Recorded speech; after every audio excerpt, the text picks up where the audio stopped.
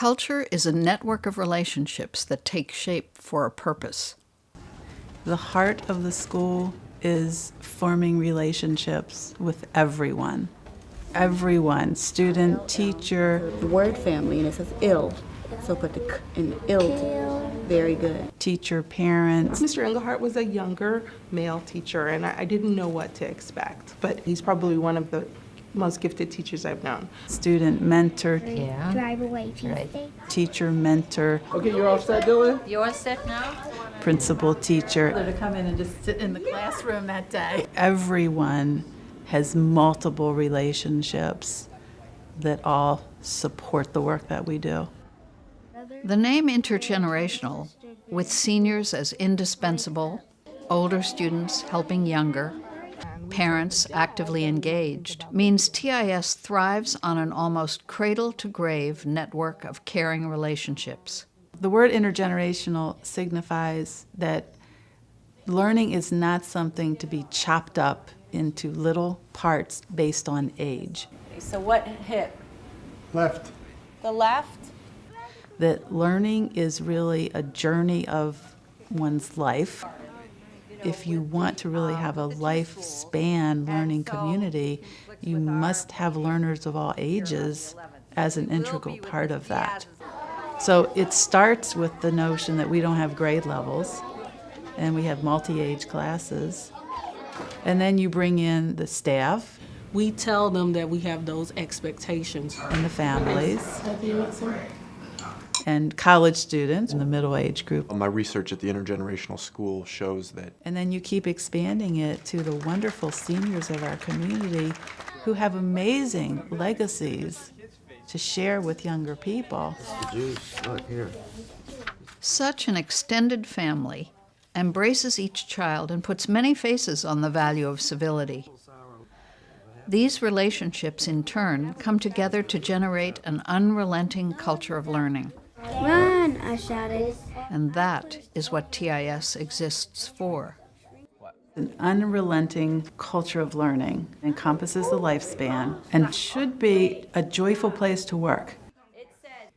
And I've thought a lot about what it means to create an unrelenting culture of learning. And I think what that means is that everything you do, you reflect it back against that standard. A contraction.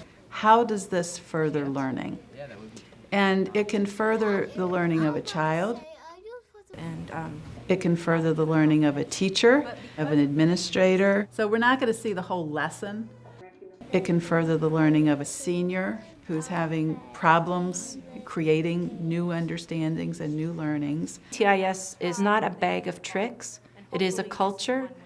And we are constantly changing and evolving. If we find that this isn't working, we're going to tweak it again. So I do that especially with math because of It's not even about a set curriculum, this is the answer. It's about continuous learning. I think the difference is here is that our principal never let us be complacent. You know it's like the game is over because you've lost the focus that you need. I try to show them how it's possible to always be improving and learning. You know, it is that relentlessness to never feel complacent.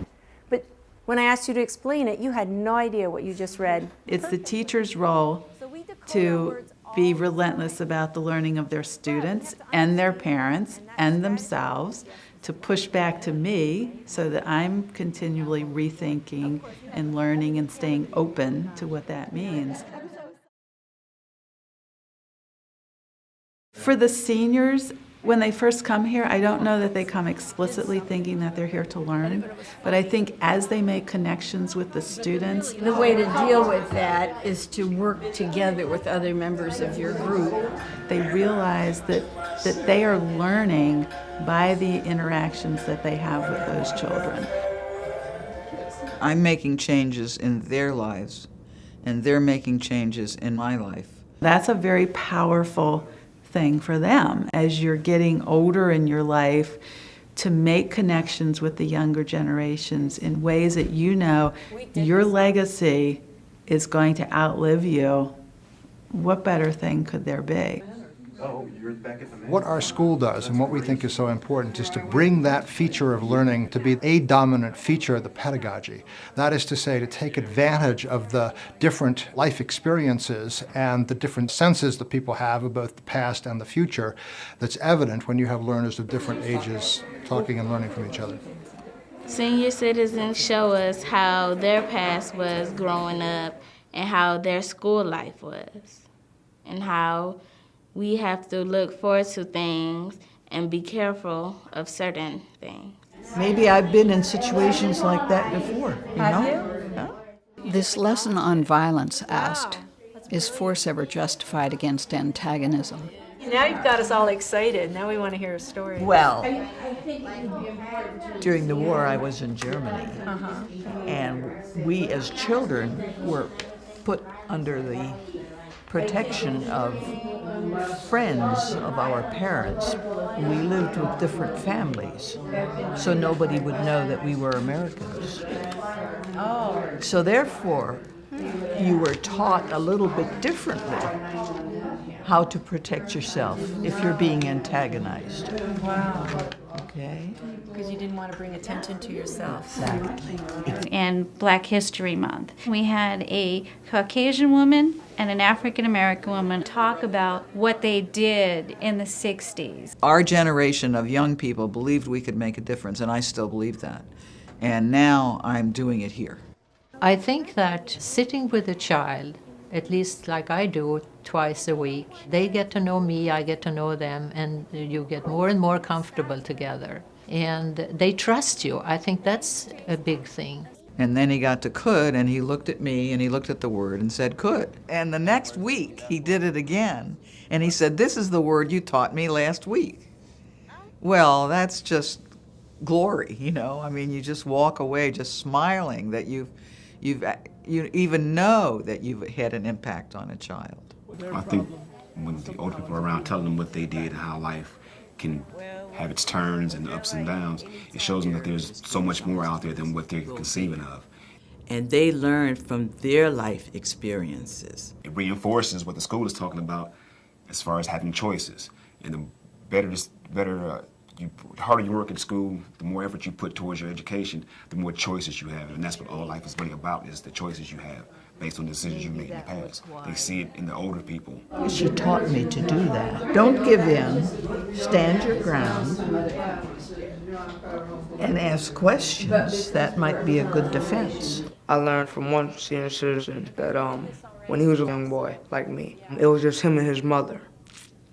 And they would do all kinds of things together. His father went to World War II, he told me that. And he had asked me if my dad had died. And I said no. And I asked him. And he said, yeah. I took that into consideration because my father,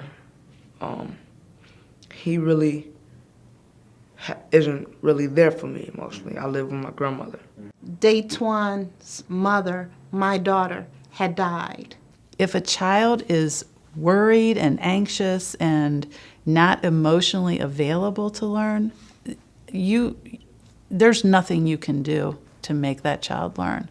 He had asked me if my dad had died. Can we harness the power of human community and human connection and human networks? Because there's a wealth of data that demonstrates that interaction across generations does have impacts on human wellness.